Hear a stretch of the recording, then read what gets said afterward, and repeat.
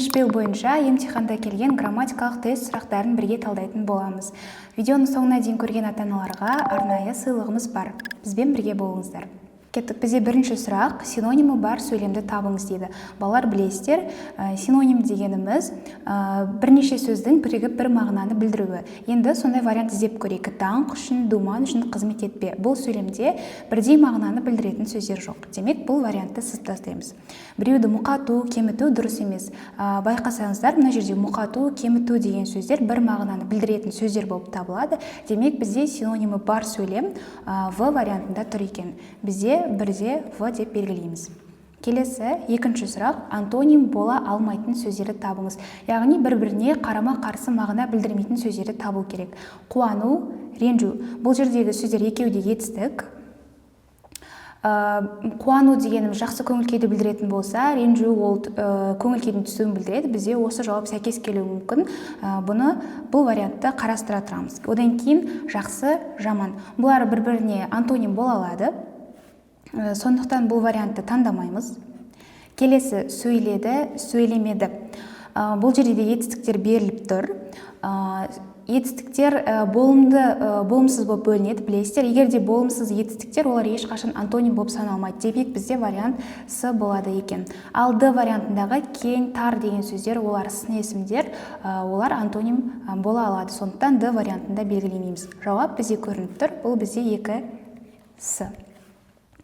Үшінші сұрақ: дыбысталуы, айтылуы әртүрлі, мағыналары бір-біріне жақын, өзара мәндес сөздер қалай аталады? Жаңа балалар, біз бірінші сөйлемде іздегендей, бірінші сұрақта іздегендей, бұлар синонимдер болып табылады.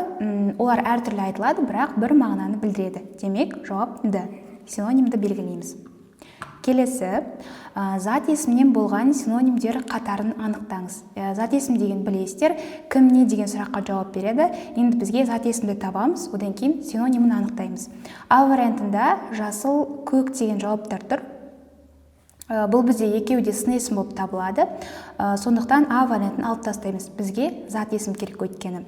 Ерінбейді, жалықпайды. Бұлар синоним болып саналғанымен, екеуі де етістік болғанына байланысты В вариантында алып тастаймыз.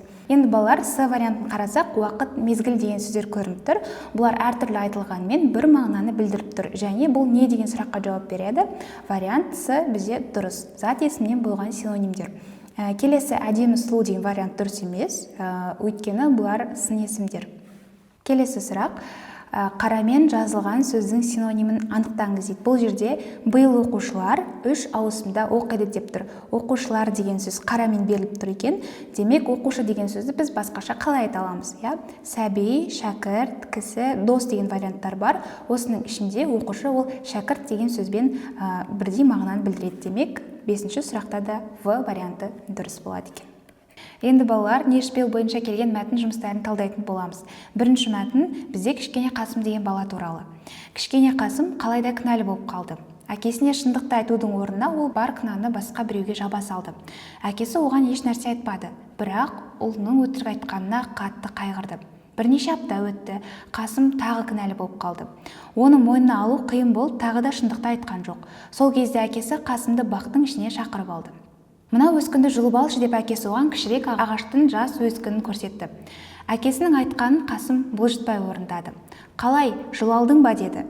Иә деді Қасым көңілдене. Енді мына ағашты жұлып көрші деп ол баласына өздері көлеңкесінде саялап тұрған үлкен еменді көрсетті. Бұл өте үлкен, оны жұлу ауыр болады ғой деді. Міне көрдің бе, қазір ол кішкентай болғандықтан сен оны оңай жұлып ала аласың. Ал үлкен болып өскен кезде оған шаман келмейтін болады. Сенің өтірігің де осы өскін мен ағаш секілді. Сен оны кеудеңнен кішкене өскін сияқты кезінде алып тастауың керек еді балам. Бірақ сен олай етпедің. Енді саған бұл қателігіңмен алысу қиын болар.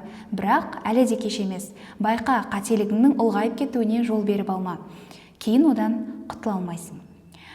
Енді балалар, осы мәтін бойынша сұрақтарға жауап береміз. Бірінші сұрақ: мәтіннің қорытынды бөлімінде әкенің қай қасиеті көрінеді?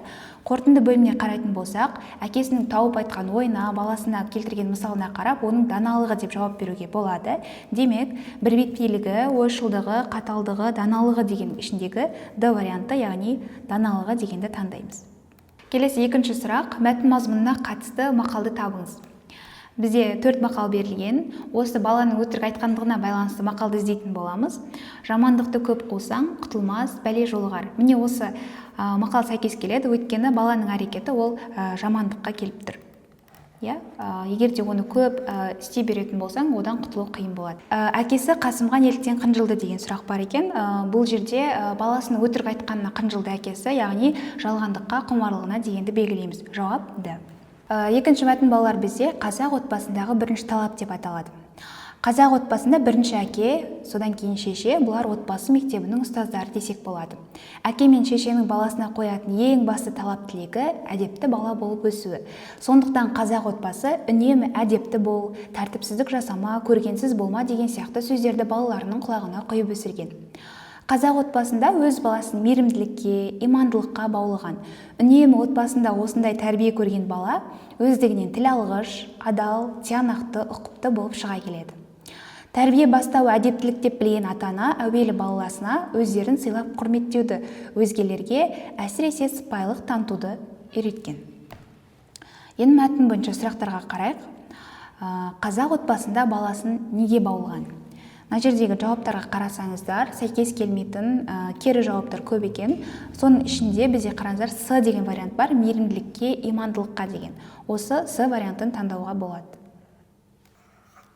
Келесі, отбасы мектебінің ұстаздары кімдер? Мәтіннің басын қарасаңыздар, қазақ отбасында бірінші әке, содан кейін шеше. Бұлар отбасы мектебінің ұстаздары десек болады деп тұр. Яғни әке, шеше деген вариантты таңдаймыз. Үшінші сұрақ, қандай сөздерді құлағына құйып өсірген?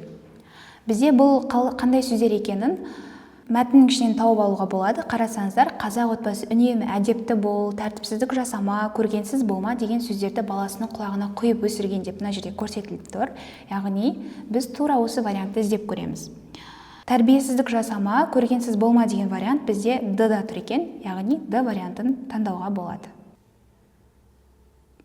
Және соңғы сұрақ, тәрбие бастауы не? Тәрбие бастауы ол әрине әдептілік болып табылады, яғни төртінші сұрақтың жауабы В варианты. 4В.